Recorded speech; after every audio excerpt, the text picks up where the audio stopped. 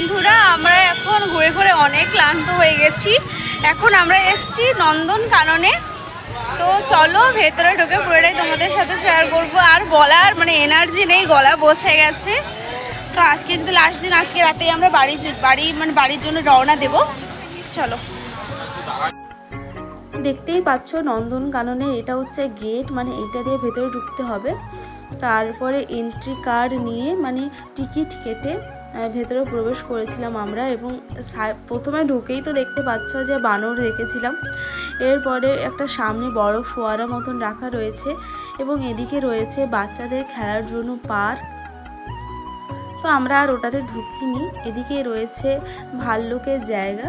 তো দেখতেই পাচ্ছ কালো কালো ভাল্লুকগুলো ঘুরছে।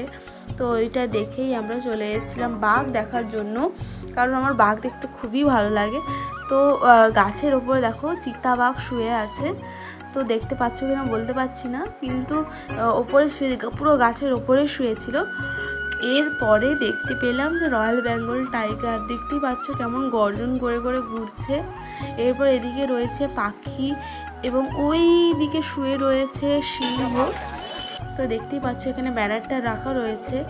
এখানে আরও একটা সিংহ মাংস খাচ্ছে, সে আপন মনে খাওয়াতেই ব্যস্ত রয়েছে। এবং ফিগারটা দেখেছো কি বড়, মোটামুটি আমি তো শুধু ভাবছি আমাকে যদি ধরে তাহলে গেলাম আমি। এদিকে বাঘ পাইচারি দিচ্ছে। তো দেখতেই পাচ্ছ কি সুন্দর লাগছে দেখতে, কাছাকাছি থেকে এরকম দেখা সত্যি। তারপরে এদিকে দেখতে চলে এসেছিলাম হাতি। তো হাতি তো নতুন কিছু দেখার মতো নেই, কারণ প্রায় আমাদের এখানে হাতি দেখতে পাওয়া যায়। তারপর দেখতে পেলাম চিতাবাঘ। রাস্তায় দেখো এরকম সুন্দর সুন্দর বেগুনি ফুলগুলো হয়েছে, কি সুন্দর লাগছে না।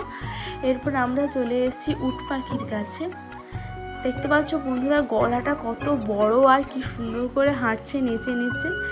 এরপরে আমরা ম্যাপ দেখে দেখে কোথায় কি আছে ম্যাপটা ফলো করেই যেতে হবে, নাহলে কিন্তু সব গুলিয়ে যাবে।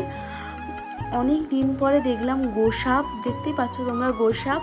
তো তোমরা কারা কারা গোসাপ এখনও পর্যন্ত দেখো তারা কিন্তু কমেন্টে জানাও আমাকে। এদিকে হনুমান রয়েছে, এদিকে জিরাফও রয়েছে। এদিকে দেখো বন্ধুরা সাদা বাঘ, কি সুন্দর লাগছে দেখতে। সত্যি কথা বলতে কাছ থেকে এটা দেখার অনুভূতিটাই আলাদা।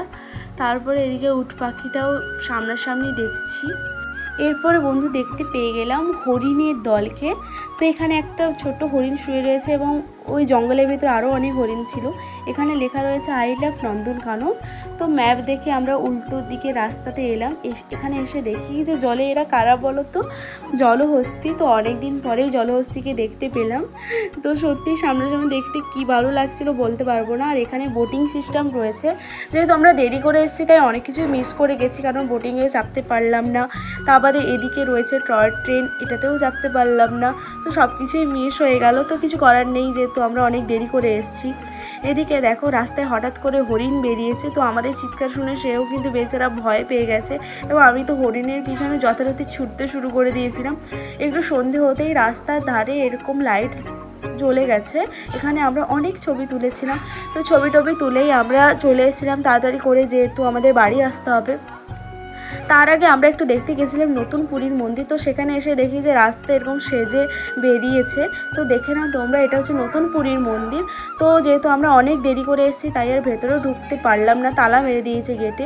তো ভিডিওটা আমি এখানেই শেষ করছি। যদি ভালো লেগে থাকে লাইক, কমেন্ট, শেয়ার এবং চ্যানেলটাকে সাবস্ক্রাইব করতে কিন্তু একদম ভুলবে না। তো বন্ধুরা আমার পুরো পুরী জার্নি ভিডিওটা আমি এখানেই শেষ করছি। টাটা, বাই বাই সবাইকে।